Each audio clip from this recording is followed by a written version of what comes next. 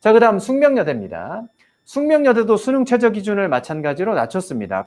내신 5등급까지의 점수차는 지금까지 본 다른 대학과 마찬가지로 미미하고 특이한 점이 의류학과를 논술 문제를 칩니다. 우리가 문과에서 푸는 논술 문제를 친다라는 말씀입니다. 그래서 체크해볼 필요가 있습니다. 두 개 등급 합사고 교과 내신은 30%가 전형되는데 살펴보셨다시피 내신 등급 간 격차는 크지 않다. 논술 문제 특징 보시겠습니다. 숙대는 조금 아쉬운 부분이 제시문 난이도를 낮췄음에도 불구하고 여전히 제시문 난이도가 높습니다. 아까 이화여자대학교도 인문이 제시문 난이도가 굉장히 높다 그랬었는데 유사합니다.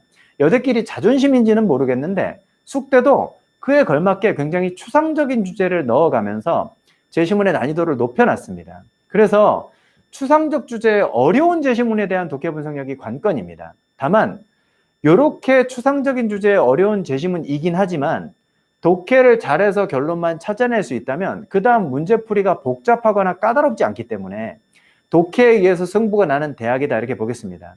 물론 다양한 비교나 또 평가나 자료를 활용해서 비판을 한다라 할지 이런 다소 어려워 보이는 유형도 출제가 되기는 합니다.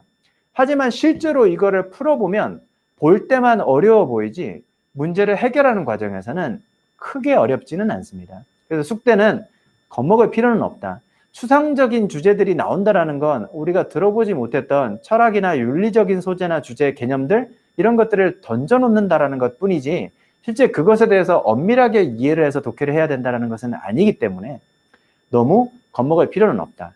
다만 숙대의 특징 중에 논하시오 이런 논제호 사항이 나오는 경우가 있어서 다른 대학 문제를 풀다가 좀 어렵거나 생경하게 느껴지는 경우가 있을 수 있습니다. 논하시오는 뭐냐면 앞에서 분석했던 저런 추상적인 주제의 어려운 제시문들을 독해한 결과를 토대로 숨어있는 출제 의도, 시사점 이런 것들을 파악하려는 시도를 하는 겁니다.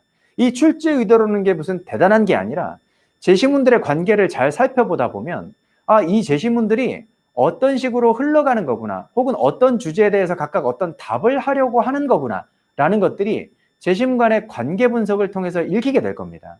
즉 제시문들이 어떻게 놓여져 있느냐, 제시문들이 어떤 관계를 맺고 있느냐를 파악함으로써 출제 의도를 추론해 볼 수 있기 때문에 그렇게 추론할 수 있는 내용을 답안에 작성하는 게 논하시오의 일부다라는 것을 수업을 통해서 이해해보면 금방 또 접근을 할 수 있습니다. 들을 땐 어려워 보이지만 실제 문제를 풀고 고민을 해본 다음에 논하시오라는 발문에 대해서 숙명여대 반에서 적응을 해본다면 충분히 적응할 수 있을 겁니다. 천자내외 장문의 답안을 써야 된다는 건 확실히 부담이긴 합니다.